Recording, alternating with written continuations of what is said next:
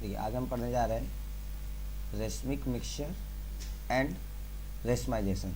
पहला सवाल, ये कौन शो करता है, SN1 रिएक्शन या SN2? SN1। SN1 क्यों? दोनों साइड से अटैक कर सकता है इसलिए। हाँ, क्योंकि इसमें कार्बोकटायन बनता है और ये मॉलिक्यूल कहाँ होते हैं, प्लेन के अंदर, प्लेनर होते हैं, इसीलिए इसके ऊपर अटैक फ्रंट से भी पॉसिबल है और बैक से भी पॉसिबल है। तो फ्रंट का भी प्रोडक्ट बनता है और बैक का भी। तो जो फ्रंट से मान लो जहाँ से हटा था वहीं अटैच हुआ है तो उसको बोलते हैं रिटेंशन। और अगर फ्रंट से हटा और बैक पर अटैक हुआ तो सब बोलते हैं इन्वर्जन। क्योंकि प्रोडक्ट दोनों बनता है तो दोनों के मिक्सचर को हम क्या बोलते हैं, रेशमिक मिक्सचर। और इस फिनोमेना को बोलते हैं रेशमाइजेशन। देखिए क्या होता है रेशमिक मिक्सचर रेशमाइजेशन।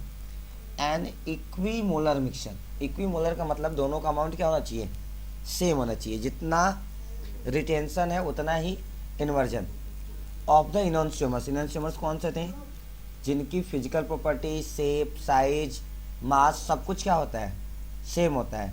उनके बीच का डिफरेंस कहाँ होता है, सिर्फ rotation of plane polarised light में। वो रोटेशन के वे में डिफरेंट होते हैं, कोई क्लॉकवाइज चलेगा था, दूसरा एंटी क्लॉकवाइज। जैसे हमने पढ़ा था VCR, VACS, रेक्टस सिनिस्टर। दो तरह के जनरली हमें मिलते हैं, एक हमारा मिलता है डेक्स्ट्रो, दूसरा हमारा मिलता है लेइवो। डेक्स्ट्रो वो है जिसके अंदर, डेक्स्ट्रो वो है जब हमारा रोटेशन कैसा होता है, पॉजिटिव, जिसको हम D से रिप्रेजेंट करते हैं, और ये होता है क्लॉकवाइज रोटेशन। वही अगर हम लेइवो की बात करें तो ये होता है माइनस रिप्रेजेंट या तो L से, और ये कैसा रोटेट करता है इसको, एंटी क्लॉकवाइज। जो सॉल्यूशन किसी भी पोलराइज्ड लाइट को क्लॉकवाइज या एंटी क्लॉकवाइज रोटेट करते हैं उन सॉल्यूशन को हम क्या बोलते हैं, ऑप्टिकली एक्टिव। Optically active. अगर वो क्लॉकवाइज घुमाते हैं तो उनको डेक्स्ट्रो बोलते हैं, और अगर वो लेफ्ट में घुमाते हैं यानी कि एंटी क्लॉकवाइज तो उनको हम लेवो बोलते हैं। तो जो दोनों का मिक्सचर होगा किसका, रिटेंशन और इन्वर्जन का, वो भी कैसे होना चाहिए, ये इक्विमोलर। इक्विमोलर का मतलब दोनों के मोल्स का अमाउंट क्या होना चाहिए, सेम होना चाहिए। They are called racemic mixture. It may be represented, हम इसको कैसे दिखा सकते हैं, DL के फॉर्म में। D का मतलब डेक्स्ट्रो और L का मतलब लेइवो। अगर दोनों हैं तो यहाँ से क्या मिलेगा, रेशमिक मिक्सचर, क्योंकि दोनों है इसके अंदर। या फिर हम इसे कैसे रिप्रेजेंट कर सकते हैं, प्लस माइनस से। प्लस वही डेक्स्ट्रो दे पाएगा और माइनस लेवो। And they will be optically inactive, दोनों क्या हो जाएंगे बाद में, इनएक्टिव। इनएक्टिव क्यों होंगे, देखें मान लीजिए मेरे पास कौन सी लाइट है, नॉर्मल है, प्लेन पोलराइज्ड लाइट है, कैसे है, पोलराइज्ड। हाँ ये प्लेन पोलराइज्ड लाइट है। मैंने इसको किसी सॉल्यूशन से पास किया और मान लें पास होने के बाद ये राइट की तरफ घूम जाता है अल्फा डिग्री। अच्छा ये अल्फा जो रोटेट हुआ है, इस अल्फा को किससे मेजर करते हैं हम लोग, उस डिवाइस से क्या नाम है,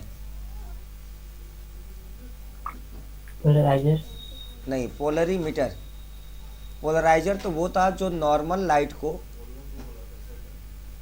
हाँ, प्लेन वो पोलराइज में पोलराइज कन्वर्ट करता करता था, और इसका नाम था निकोल प्रिज्म, जो किससे बना था, कैल्शियम कार्बोनेट से। अब कैल्शियम मान ली, कार्बोनेट। हाँ एक था जो उसको डेक्स्ट्रो घुमाया, ठीक है, कोई दूसरा है जो डेक्स्ट्रो को वापस से उतने ही एंगल पे क्या करता है, लेवो घुमाता है। तो देखो डेक्स्ट्रो कहाँ लेके जाएगा उसको, राइट साइड, लेवो कहाँ लेके जाएगा उसको, लेफ्ट साइड। अगर मैं आप जहाँ बैठे हैं वहाँ से जितना राइट लेके जाता हूँ उतने ही आपको लेफ्ट लेके आ जाऊँ तो आपकी पोजीशन ओवरऑल कहाँ होगी, इसका मतलब Yes, उसके कॉन्फ़िगरेशन में कोई चेंज नहीं होगा। तो तो आप बताओ डेक्स्ट्रो और लेवो घूमने के बाद जो कंपाउंड होगा वो कैसा होगा। मैं आपको ऑप्शन दे रहा हूँ। पहला ऑप्शन ये है कि ए वाली कंडीशन में आ चुका होगा, दूसरा बी में पड़ा होगा, तीसरा सी वाली कंडीशन होगी। ए वाली। अगर मैं इसको और इसको ध्यान से देखूं, एक सेकंड चल क्यों नहीं रहा, हाँ, इसको और इसको अगर ध्यान से देखूं तो दोनों में कोई चेंज है क्या? No sir. तो ये जो कंपाउंड मुझे मिला है वो ऑप्टिकली एक्टिव है कि इनएक्टिव?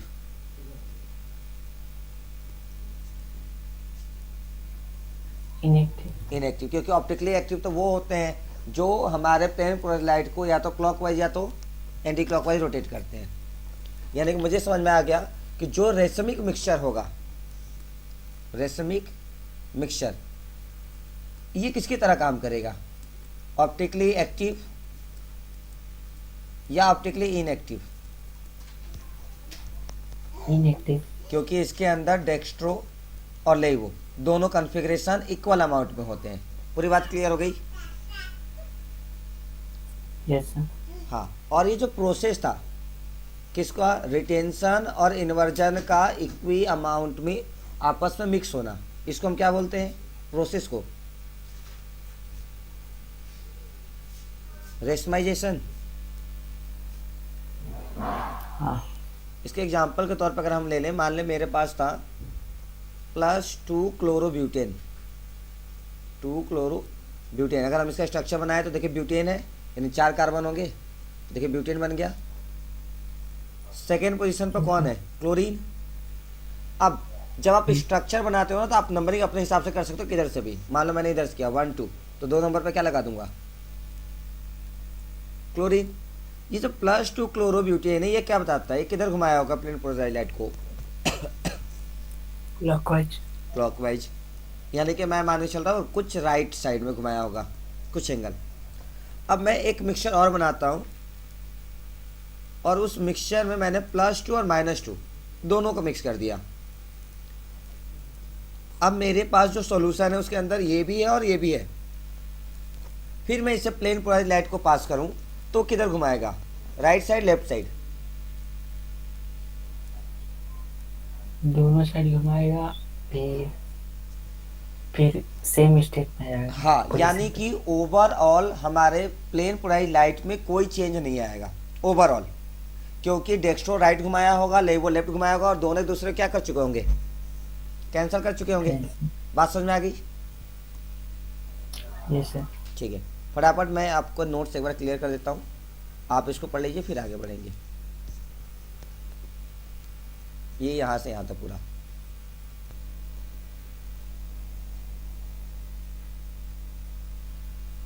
देखिए ये हेडिंग गलत है, आप ना नोट में इसको सही कर लीजिएगा।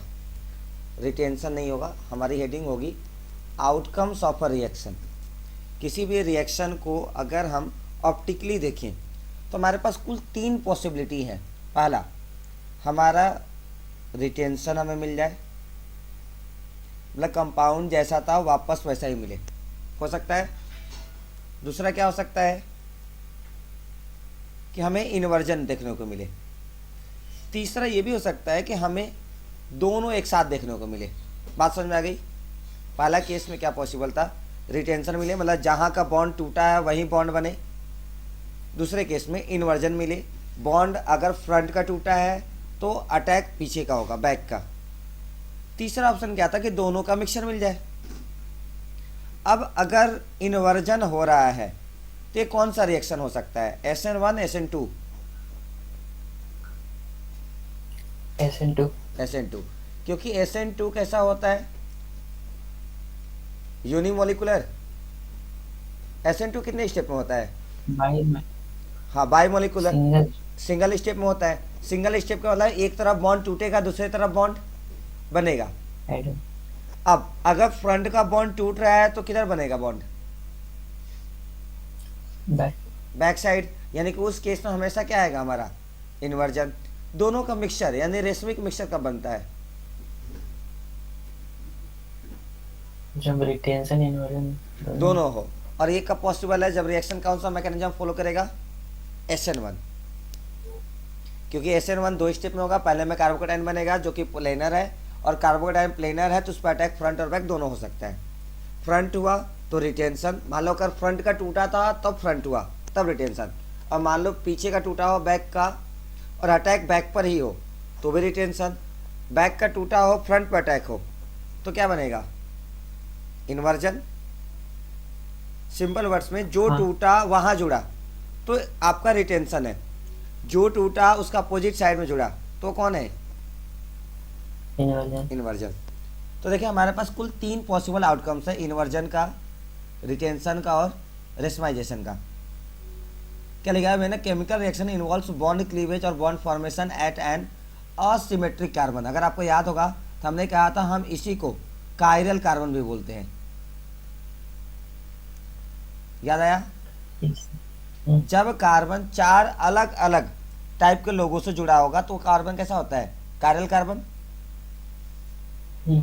मान ले मेरे पास ये कंपाउंड है, यहाँ पर इथाइल ग्रुप, यहाँ पर कोई हेलोजन है X, यहाँ पर मिथाइल ग्रुप और यहाँ पर हाइड्रोजन। पहले चेक करें क्या चारों कंपाउंड जो कार्बन से लगे हुए हैं वो सेम है अलग अलग? अलग अलग। तो ये जो कार्बन होगा कैसा होगा? कायरल होगा और कायरल होगा। कायरल। और मुझे मालूम है कायरल कार्बन को हम क्या करते हैं? स्टार मार्क लगा देते हैं, जिसको बुक के लैंग्वेज में एस्टेरिस्क बोलते हैं। अब देखिए इससे कुल 3 प्रोडक्ट मिल सकते हैं हमें। एक ये वाला प्रोडक्ट मिले। अब ध्यान से देखिए ये जो हमारे पास इनिशियल प्रोडक्ट है, मान लीजिए ये था हमारा I इनिशियल, और मुझे जो मिला है B। दोनों प्रोडक्ट को ध्यान से देखिए सेम ही है कि अलग अलग है?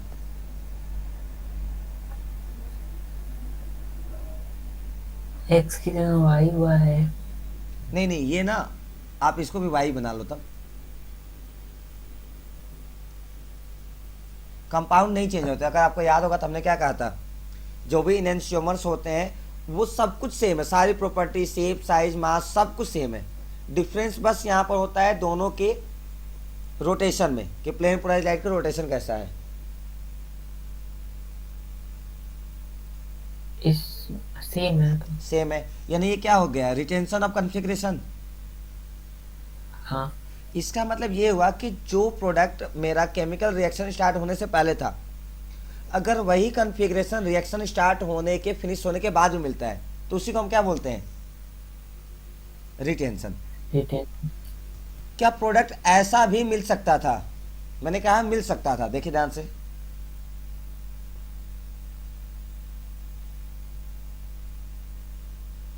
इनिशियल हमारा ये है हाँ। और ये वाला हमें मान लीजिए प्रोडक्ट मिला है C, तब बताए सेम है कि इन्वर्जन है?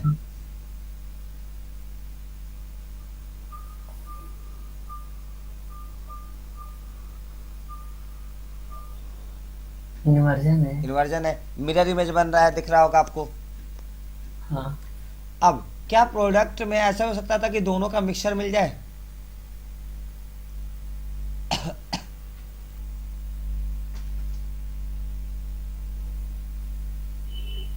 एक बार फिर से बोलिए सर, वॉइस कट गई थी। क्या प्रोडक्ट में ऐसा भी हो सकता है कि B और C मतलब रिटेंशन और इन्वर्जन दोनों का मिक्सचर बन जाए, यानी दोनों में मिल रहे हो साथ में? No sir. नहीं हो सकता है। अगर मैं बात अगर करूं, दोनों हाँ अगर दो कंपाउंड सेम हो राइट लेफ्ट का तो हो सकता है। हाँ, नहीं ऐसा भी तो हो सकता है जैसे कि जो SN2 मैकेनिज्म फॉलो कर रहे थे उसमें तो इन्वर्जन हो रहा था, जो SN1 कर रहा था हाँ। उसके अंदर प्लेनर बना था, तो अटैक तो दोनों को हो रहा था। यानी क्या हो सकता है कि उसके अंदर इन्वर्जन और रिटेंशन दोनों आ जाए, एक कंपाउंड में नहीं, एक ही रिएक्शन के अलग अलग पार्ट में। अब मान लीजिए एक रिएक्शन है उसके अंदर, एक रिएक्शन उसके अंदर 10 मॉलिक्यूल है, तो क्या हो सकता है 5 इन्वर्जन बना ले, 5 रिटेंशन बना ले?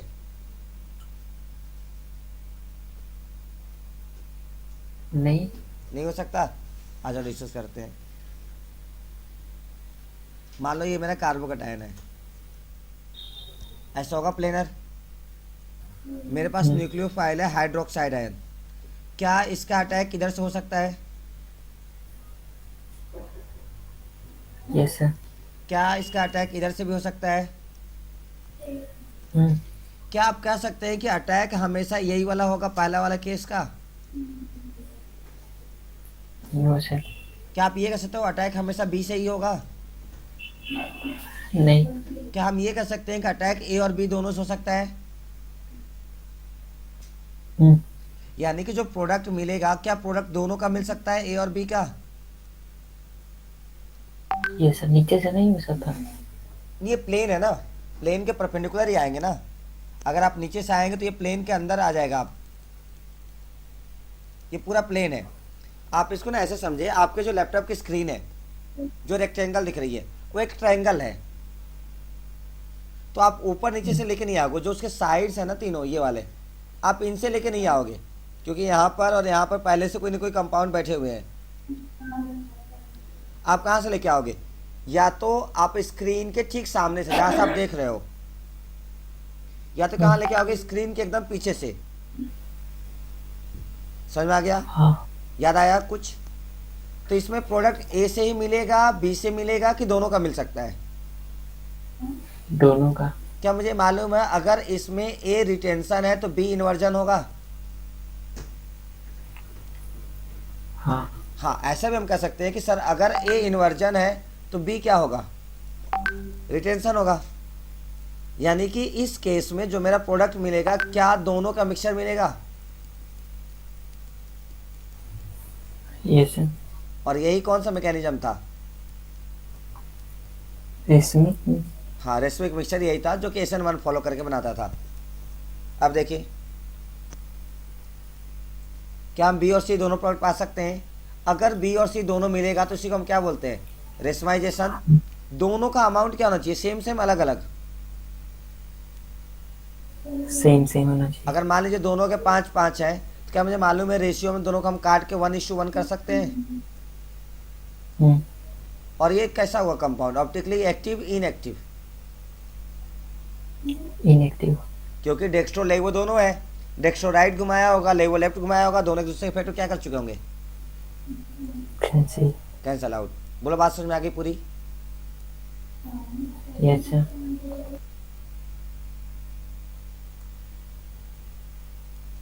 आगे देखते हैं स्टेरियोकेमिकल एस्पेक्ट्स ऑफ SN रिएक्शंस। अब हमारे पास जो SN रिएक्शंस थे, कौन कौन से? SN1 and SN2। इनका हमें स्टेरियोकेमिकल एस्पेक्ट बताना है। नाम जितना टेढ़ा है, इसके आंसर उतने आसान होते हैं। वो आपसे ऐसे पूछेगा, बताइए स्टेरियोकेमिकल एस्पेक्ट ऑफ SN1 क्या होगा? तो आपको बस इतना बताना है कि इसमें सर इन्वर्जन होगा, रिटेंशन होगा, कि रेशमाइजेशन होगा। यही इसके आंसर होते हैं और कुछ नहीं। अब बताएं SN1 का क्या होगा स्टेरियोकेमिकल एस्पेक्ट?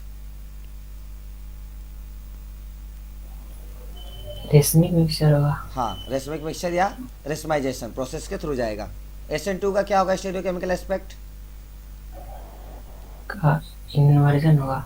बस यही इसका आंसर है, जो हम पीछे पढ़ चुके हैं, यही इसका आंसर है। आइए फटाफट इसकी डिटेल में कैसे लिखा रहता है वो हम समझ लेते हैं। बस आंसर आपका इतना ही होता है। बस वो आपसे 1 नंबर के क्वेश्चन पूछते हैं और ये बस पूछेंगे स्टेरियोकेमिकल एस्पेक्ट ऑफ SN1 क्या होगा या स्टेरियोकेमिकल एस्पेक्ट ऑफ SN2 क्या होगा। स्टेरियोकेमिकल एस्पेक्ट्स ऑफ SN2 रिएक्शंस। पहले हम किसका पढ़ने जा रहे हैं? 2 का। 2 का है तो मुझे मालूम है मेरा आंसर क्या आने वाला है? इन्वर्जन। इन्वर्जन। बस सिंपल वर्ड्स में, in SN2 mechanism the attack of nucleophile occurs at the rear side of the molecule. हमेशा कहाँ से अटैक होगा? बैक साइड से। और ये हाँ। बैक साइड जरूरी नहीं है, अगर आप फ्रंट का तोड़ रहे हैं तभी बैक होगा। अगर मैं बॉन्ड ही बैक का तोड़ू तो फ्रंट पे फ्रंट, बॉन्ड बनेगा। हाँ फ्रंट का बनेगा। इन शॉर्ट एक जहां का टूट रहा है, बॉन्ड उसके ठीक अपोजिट बनेगा। यानी कि ये हमेशा कंपैरेटिवली बात करेंगे, हम किसके तुलना में देख रहे हैं। ठीक है, ये देखिए क्या लिखा है, relative to the halogen atom. जिधर हैलोजन एटम लगा है वही टूटेगा। क्यों वही टूटेगा? क्योंकि हमें मालूम है हैलोजन एटम्स कैसे होते हैं? Good living groups. Leaving group. हाँ, अच्छे लिविंग ग्रुप होते हैं। ये जितना जल्दी अपना स्थान छोड़ के जाएंगे, अटैक उतनी आसानी से होगा। और इस फ्लोरीन, क्लोरीन, ब्रोमीन और आयोडीन में बेस्ट लिविंग ग्रुप कौन है इन चारों में से?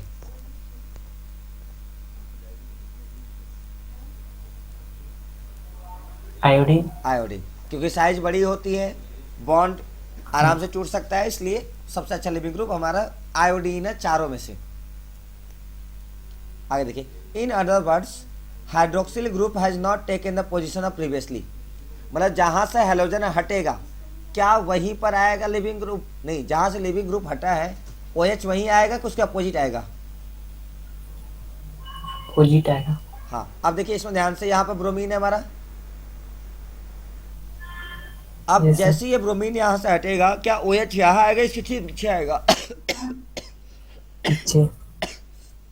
देखिए ध्यान से, यहाँ पर ऐसा आएगा क्या?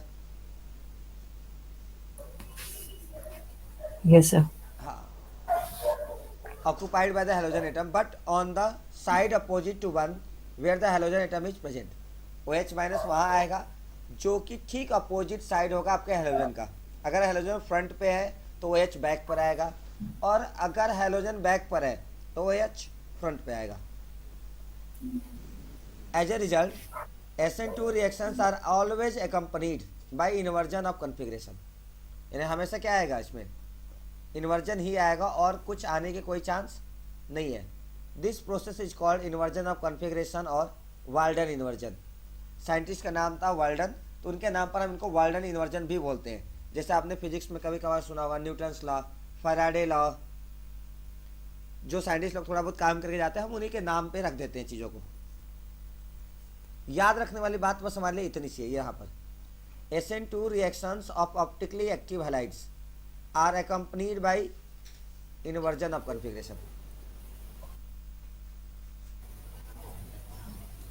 Yes sir. ठीक है, क्या मुझे stereochemical aspect of SN1 reaction भी मालूम है? जो हाँ, मुझे याद reaction रखना है वो इतनी सी बात है। हाँ, इसका आंसर आएगा रेसमिक मिक्सचर। रेसमिक मिक्सचर क्या होता है? It is the equimolar mixture of inversion and retention. Clear है? Yes sir. In case of optically active alkyl halides, the product obtained during SN1 reaction is a racemic mixture। SN1 reaction से जो products मिलते हैं वो कौन से होते हैं?